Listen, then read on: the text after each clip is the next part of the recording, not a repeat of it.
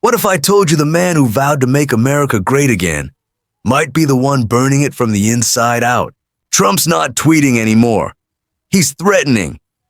10% tariffs on BRICS allies, 50% on Brazil, and if Mexico dares to join, he'll tear apart the trade deal that built the modern U.S.-Mexico economy. But here's the twist. Nobody's saying out loud. Every time Trump pulls the tariff trigger, he's not hitting China. He's not hitting Brazil. He's hitting you, your car, your groceries, your job.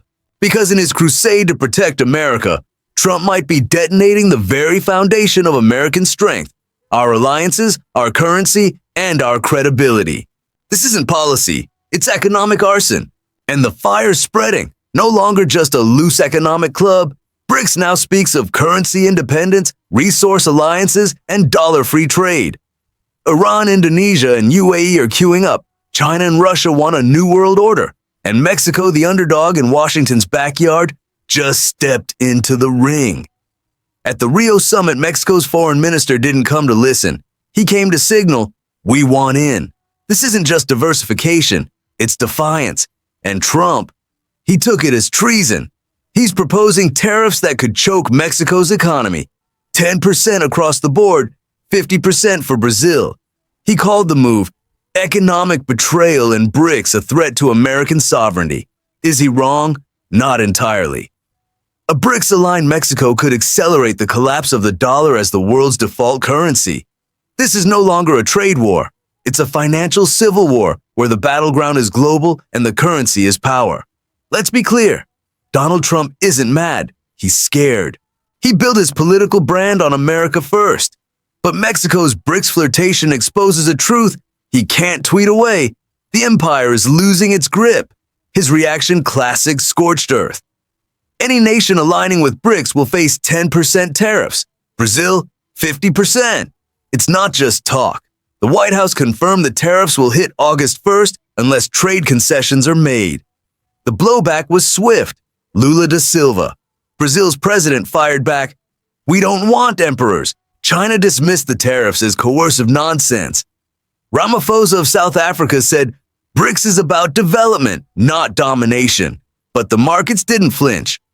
Wall Street knows something deeper is brewing. If Mexico truly shifts the dollar, faces an existential threat. The average American, get ready. Higher avocado prices, more expensive vehicles.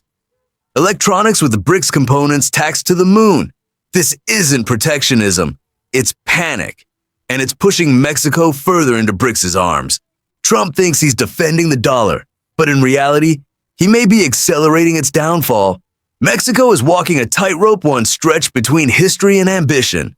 For years, its economy thrived under USMCA, but deep down, resentment brewed dependency, economic pressure, and a political bullying. Now Mexico sees a new path. Joining BRICS isn't just about trade. It's about rewriting its destiny. Imagine this: Mexican auto exports flowing to India. Avocados fueling China's growing middle class. Mexican lithium batteries powering Russian railroads. It's not a fantasy, it's strategy. President Sheinbaum isn't blind to the risks. Trump's tariffs could gut key industries. The U.S. remains Mexico's largest buyer. But BRICS dangles something far juicier: infrastructure investment from China tech partnerships with India, energy security via Russia, plus political leverage on a scale Mexico has never held. But here's the kicker. If Mexico pulls this off, it could become Latin America's trade linchpin, a bridge between the Americas and the global South. Other nations are watching: Argentina, Colombia, even Chile. If Mexico succeeds, BRICS isn't just a bloc. It becomes a counterweight to the G7, but failure. It could spark a collapse in trust, trade, and diplomacy. This is not about choosing sides. It's about choosing futures. And Mexico is all in. This is no longer about avocados, cars, or trade policy. This is a war over the world's economic architecture. And Mexico just stepped into the arena, torch in hand. Trump sees betrayal. BRICS sees opportunity. And the world. The world sees a superpower unraveling. If Mexico succeeds, it won't just boost its exports. It will shift the balance of power. If it fails, it risks isolation, economic pain, and political chaos. The US dollar is not invincible. And now, The empire faces a challenger it never expected from right across the border. So America, what's your take? Is Mexico a traitor or a trailblazer? Will Trump's tariffs stop the tide or feed the storm? Are we witnessing the fall of a financial empire or its rebirth? Drop your hottest take below. And don't forget to subscribe before this video mysteriously vanishes, because this is the real trade war, and Mexico's holding the match. In times of geopolitical turbulence, economic decisions are no longer just about trade. They become statements of identity, power, and future alignment. Mexico's recent flirtation with the BRICS alliance is more than a trade realignment. It is a historical pivot that signals a deep dissatisfaction with the traditional U.S.-dominated global order and a growing desire to build something new. For decades, Mexico operated in America's economic shadow. Through agreements like NAFTA and USMCA, it built an industrial base that served American consumers while depending heavily on U.S. demand and policy stability. However, this dependency also meant vulnerability. When Washington changed policies or imposed new rules, Mexico had little choice but to comply. But global power is shifting. BRICS, once seen as an informal economic bloc, has matured into a real force. With over 40% of global GDP, this alliance offers access to alternative markets, diversified partnerships, and a challenge to the U.S. dollar's supremacy. For countries like Mexico, joining BRICS isn't just about escaping American pressure. It's about gaining leverage, security, and a place at the table of emerging powers. The lesson here is simple but profound. In a multipolar world, loyalty cannot be taken for granted. Mexico is not betraying the United States. It is responding to decades of asymmetry. When a partner consistently feels overpowered or undervalued, it begins to look for alternatives. BRICS is that alternative. Donald Trump's reaction to Mexico's BRICS interest illustrates how economic disruption quickly becomes political. His proposed 10% tariffs on BRICS-aligned nations and 50% on Brazilian goods are not just about defending American trade, they're about preserving the illusion of control. But that control is slipping. Consumers, meanwhile, are caught in the crossfire. Higher prices for goods, uncertainty in the supply chain, and possible job losses are all side effects of trade conflict. Yet these are not random events. They are consequences of deeper strategic shifts. If we ignore the political dimensions of trade, we misunderstand its real impact. Another lesson: when a small or mid-sized country acts boldly on the global stage, it forces major powers to respond. Mexico's decision to engage BRICS sparked reactions not only from Trump, but also from China, Brazil, and South Africa.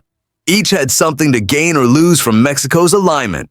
This proves that influence is no longer reserved for superpowers alone. Strategic geography, resource diversity, and diplomatic timing can turn any country into a key player. But power shifts come with risks. Mexico still relies heavily on the U.S. economy. Its trade routes, manufacturing pipelines, and economic systems are intertwined with American infrastructure. A misstep could result in severe economic backlash, political instability, and internal division. Mexico must balance ambition with caution. Joining BRICS too quickly or too openly might trigger retaliation before the benefits materialize. Still, what we are witnessing is not just Mexico's gamble, it's a symptom of global realignment. Countries are recognizing the vulnerabilities of relying too much on any single power, especially the United States. They are exploring new frameworks, currencies, and alliances. This movement is not anti-American. It is post-American. The United States must also learn from this. Coercion, tariffs, and threats may produce short-term compliance, but they erode trust in the long run.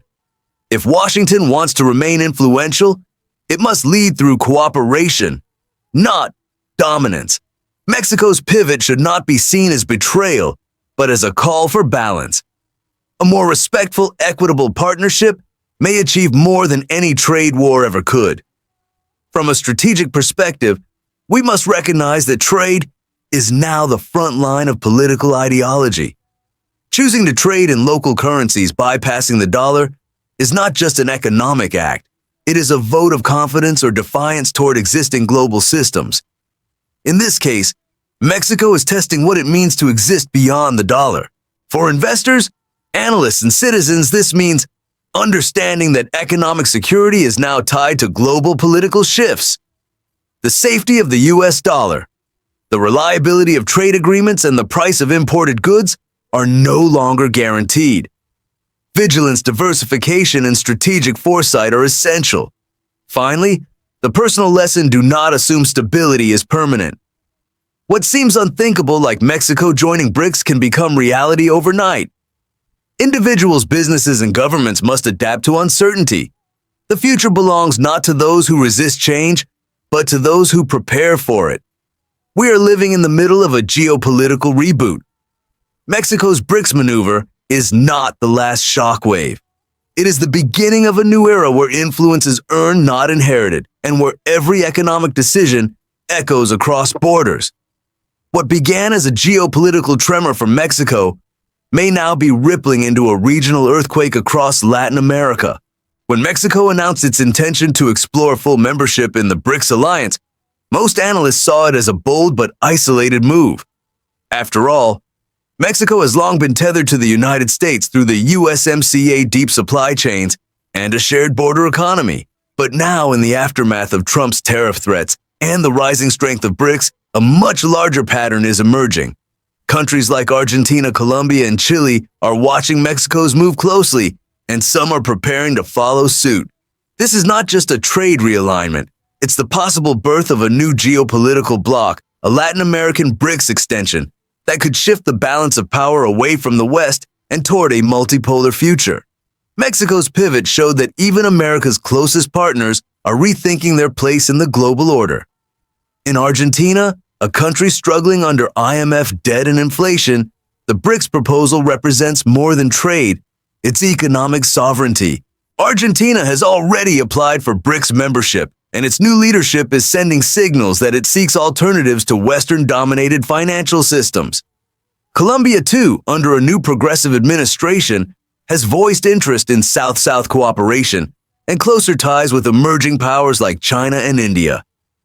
Chile, while more cautious, is weighing the benefits of diversifying beyond Western alliances. This is a trend, not a coincidence. Latin America is waking up to the limitations of the old system. BRICS was once viewed as a loose economic cooperation group, but in 2025 it has transformed into something much more ambitious. Today, BRICS is building its own financial infrastructure, an independent development bank, an alternative to the SWIFT payment system, and a framework for trading in local currencies like the yuan, rupee, and ruble.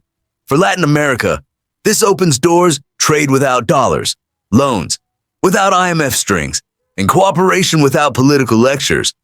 This vision is deeply appealing to nations long frustrated by what they perceive as Western hypocrisy, preaching democracy, while enforcing economic discipline. Mexico's signal at the Rio summit was not just about joining BRICS. It was about supporting a broader movement reclaiming agency in a global system stacked against the global South.